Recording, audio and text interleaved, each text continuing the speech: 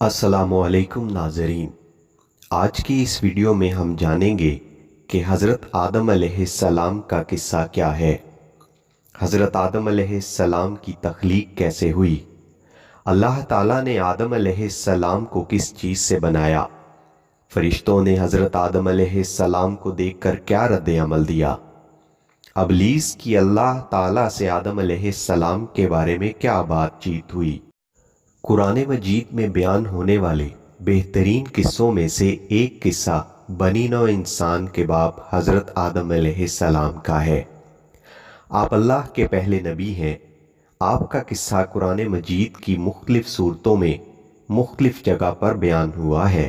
जब सबसे पहले हज़रत आदम अलैहिस्सलाम की तख्लीक का फ़ैसला फरमाया तो फरिश्तों को इसके बारे में ख़बर दी और कहा कि मैं ज़मीन में खलीफा बनाने वाला हूँ।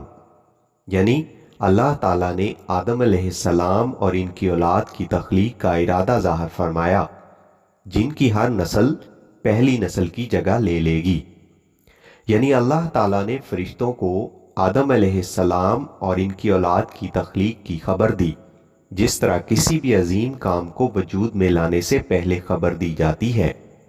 फरिश्ते आदम अलैहिस्सलाम की तख्लीक के बारे में मज़ीद मालूमात और इसकी हिकमत जानने के ख्वाहिशमंद थे। इसीलिए उन्होंने अर्ज़ की कि क्या तू ऐसे शख्स को नायब बनाना चाहता है जो खराबियां करे और कश्त खून करता फिरे। इस सवाल का मकसद ना तो अल्लाह ताला पर एतराज़ करना था और ना बनी आदम के मकाम व मर्तबा का इनकार मकसूद था, और ना इन्हें इंसानों से हसद था जैसा कि बाज़ लोगों को गलत फहमी हुई है, बल्कि फरिश्तों के इस सवाल का मकसद महज इसकी हिकमत मालूम करना और मज़ीद मालूमात हासिल करना था कि ये सूरत हाल पेश आने वाली है, क्योंकि उन्होंने आदम अलैहिस्सलाम से पहले ज़मीन में आबाद होने वाली मखलूक़ात के हालात देखे थे, जिन हज़रत आदम अलैहिस्सलाम से तकरीबन 2000 साल पहले से ज़मीन पर आबाद थे। उन्होंने कत्लो गारत की तो अल्लाह ताला ने फरिश्तों का लश्कर भेज दिया, जिन्होंने इन फसादी जिनों को समंदरों के दूर दराज जजीरों की तरफ धकेल दिया। इसी तजुर्बे के पेश नज़र फरिश्तों ने कहा कि और हम तेरी तस्बीह, हमद और पाकीज़गी बयान करते हैं, हम हमेशा तेरी इबादत करते हैं, हम में से कोई भी तेरी नाफरमानी नहीं करता। अगर इंसानों की तख्लीक का मकसद ये है कि वो तेरी इबादत करें तो हम मौजूद हैं, जो दिन रात किसी कोताही या उकताहट के बगैर तेरी इबादत में मशगूल रहते हैं। तो अल्लाह ताला ने फरिश्तों को जवाब दिया कि जो कुछ मैं जानता हूँ वो तुम नहीं जानते, यानी मुझे इंसान की तख्लीक की वो हिकमत मालूम है जो तुम नहीं जानते। इनमें नबी, रसूल, सदीक, शोहदा और नेक लोग पैदा होंगे। इसके बाद अल्लाह ताला ने फरिश्तों पर आदम अलैहिस्सलाम की इल्मी फ़ौक़ियत वाज़े फरमाई और आदम को तमाम नाम सिखा दिए। इन नामों से मुराद इन चीज़ों के नाम हैं जिनसे लोग इन चीज़ों को पहचानते और एक दूसरे को अपनी बात समझाते हैं, यानी वो छोटी बड़ी अशिया जिनसे रोज़मर्रा ज़िंदगी में वास्ता पड़ता है। अल्लाह ताला ने इंसान को रकाबी और हंडिया बनाने का काम भी सिखाया। हर जानवर, हर परिंदे और हर चीज़ का नाम भी बता दिया। अल्लाह ताला ने इंसान को फरिश्तों के नाम भी सिखा दिए। अल्लाह ताला ने आदम अलैहिस्सलाम को अपने हाथ से पैदा फरमाया ताकि इब्लीस आदम अलैहिस्सलाम से बड़ाई का दावा न करे। चनाचे अल्लाह ताला ने आदम को इंसानी सूरत में पैदा फरमाया, जुमा के दिन, जिसकी मिकदार 40 साल तक थी। आदम अलैहिस्सलाम मिट्टी के बने हुए एक जिस्म की सूरत में पड़े रहे। फरिश्ते आदम अलैहिस्सलाम के पास से गुजरते थे तो इसके जिस्म को देखकर डर जाते थे। इब्लीस सबसे ज़्यादा खौफज़दा था। वो गुजरते वक्त आदम अलैहिस्सलाम के जिस्म को ज़रब लगाता तो जिस्म से इस तरह की आवाज़ आती जिस तरह मिट्टी के बने हुए बर्तन से कोई चीज़ टकराए तो आवाज़ आती है। इस पर शैतान कहता कि ए आदम, तुझे किसी ख़ास मकसद से पैदा किया गया है। वो इस खाकी बदन में मुंह की तरफ दाखिल हुआ और दूसरी तरफ से निकल गया, और इसने फरिश्तों से कहा, इससे डरो, तुम्हारा रब समद है, लेकिन ये तो खोखला है। अगर मुझे इस पर काबू दिया गया تو میں اسے ضرور تباہ کر دوں گا۔ جب وہ وقت آیا جب اللہ تعالیٰ نے اس جسم میں روح ڈالنے کا ارادہ فرمایا تو فرشتوں سے ارشاد فرمایا، جب میں اس میں روح ڈال دوں تو اسے سجدہ کرنا۔ جب روح ڈال دی گئی تو وہ سر کی طرف سے داخل ہوئی، تبھی آدم علیہ السلام کو چھینک آ گئی۔ فرشتوں نے کہا، کہیے الحمدللہ، یعنی تمام تعریفیں اللہ کے لیے ہی ہیں۔ تو آدم علیہ السلام نے الحمدللہ فرمایا۔ جب روح آنکھوں میں داخل ہوئی تو آدم علیہ السلام کو جنت کے پھل نظر آئے۔ جب روح پیٹ میں داخل ہوئی تو آپ کو کھانے کی خواہش پیدا ہوئی۔ آپ جلدی سے جنت کے پھلوں کی طرف لپکے، لیکن روح ابھی آپ کی ٹانگوں میں داخل نہیں ہوئی تھی۔ اسی لیے اللہ تعالیٰ نے فرمایا، انسان تو جلد بازی کا بنا ہوا ہے، یعنی جلد بازی اس کی فطرت میں شامل ہے۔ اللہ تعالیٰ نے آدم کی تخلیق کے بعد اور اس میں روح ڈالنے کے بعد تمام فرشتوں کو آدم کو سجدہ کرنے کا حکم دیا، تو ابلیس نے تکبر میں آ کر سجدے سے انکار کیا اور پھر اپنے اس عمل بد کی انتہائی قبیح دلیل بھی پیش کی۔ اس کا مطلب یہ ہے کہ جب ابلیس نے اپنا اور آدم کا موازنہ کرتے ہوئے اپنے آپ پر نظر ڈالی تو اسے اپنی ذات آدم علیہ السلام سے افضل معلوم ہوئی، اسی لیے وہ انہیں سجدہ کرنے سے رک گیا، حالانکہ تمام فرشتوں کے ساتھ ساتھ اسے بھی سجدہ کرنے کا حکم دیا گیا تھا۔ ابلیس زمین کے ان فرشتوں میں سے تھا جنہیں جن کہا جاتا تھا اور علم و عبادت میں ان سب سے بڑھ کر تھا، اور اس کا نام عزرائیل تھا۔ اس نے اللہ تعالیٰ کا حکم ماننے سے انکار کر دیا۔ جب ابلیس نے حکم الہی کی تکمیل سے انکار کیا تو اللہ تعالیٰ نے اسے تا قیامت لعنتی اور مردود قرار دے کر نکل جانے کا حکم دے دیا اور اس سے مقام و مرتبہ بھی چھین لیا۔ اللہ تعالیٰ نے ابلیس سے فرمایا، اس جنت سے اتر جاؤ۔ اس سے یہ معلوم ہوتا ہے کہ وہ آسمان پر تھا، وہاں سے اسے نیچے اتر جانے کا حکم دیا گیا اور اس مقام و مرتبہ سے بھی محروم کر دیا گیا جو اسے عبادت کی وجہ سے اور اطاعت و عبادات میں فرشتوں سے مشابہ ہونے کی وجہ سے حاصل تھا۔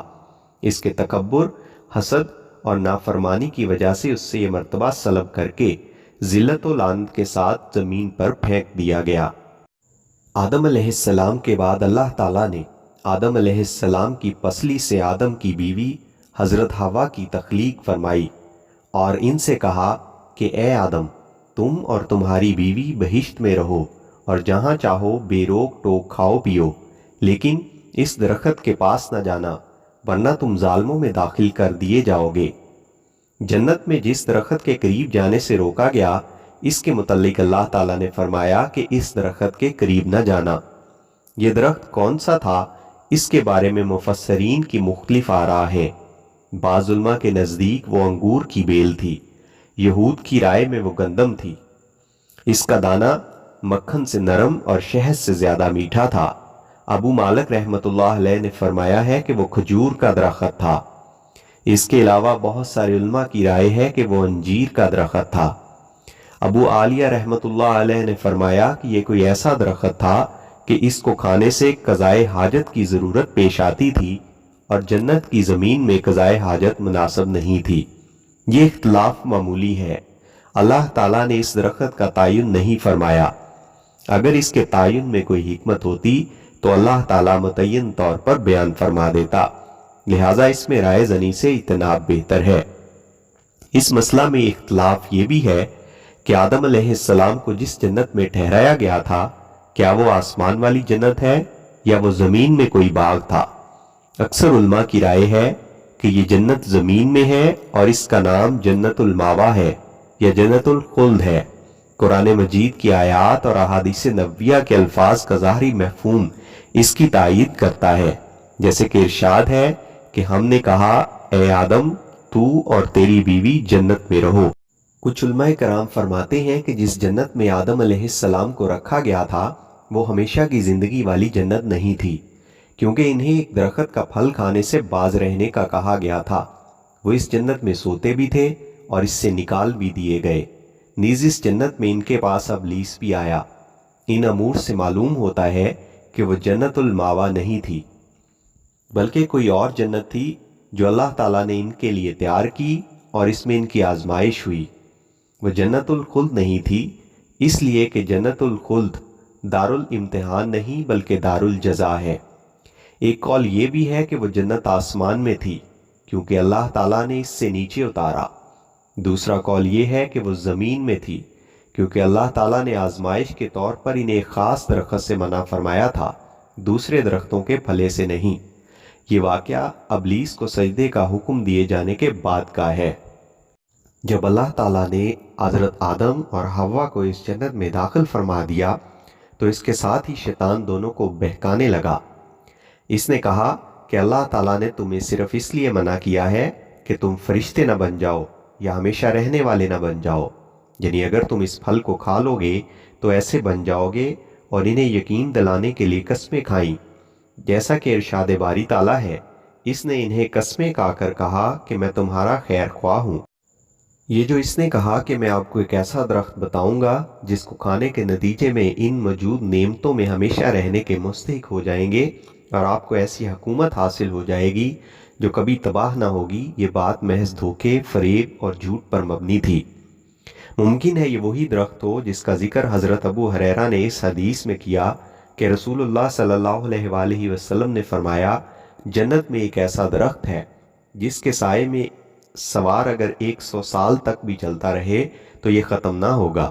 قرآن مجید کی بہت سی آیات کا ظاہر مفہوم یہ ہے کہ ابلیس نے آدم علیہ السلام کے دل میں وسوسہ ڈالا اور انہیں مخاطب کر کے کہا، بھلا میں تم کو ایسا درخت نہ بتاؤں جو ہمیشہ کی زندگی دے اور ایسی بادشاہت جو کبھی زائل نہ ہو؟ تم کو تمہارے پروردگار نے اس درخت سے صرف اس لیے منع کیا ہے کہ تم فرشتے نہ بن جاؤ یا ہمیشہ جیتے نہ رہو، اور ان سے قسم کھا کر کہا میں تو تمہارا خیر خواہ ہوں۔ غرض اس شیطان مردود نے دھوکہ دے کر ان کو مصیبت میں ڈال ہی دیا۔ ان آیات سے معلوم ہوتا ہے کہ وہ ان کی جنت میں ان کے ساتھ موجود تھا۔ عین ممکن یہ ہے کہ وہ جنت میں گزرتے ہوئے ان سے ملا ہو، اس لیے ضروری نہیں کہ وہ جنت میں بھی ٹھہرا ہو، بلکہ یہ بھی ہو سکتا ہے کہ اس نے جنت کے دروازے پر کھڑے ہو کر یا آسمان کے نیچے سے آدم اور حوا کے دل میں یہ وسوسہ ڈالا ہو۔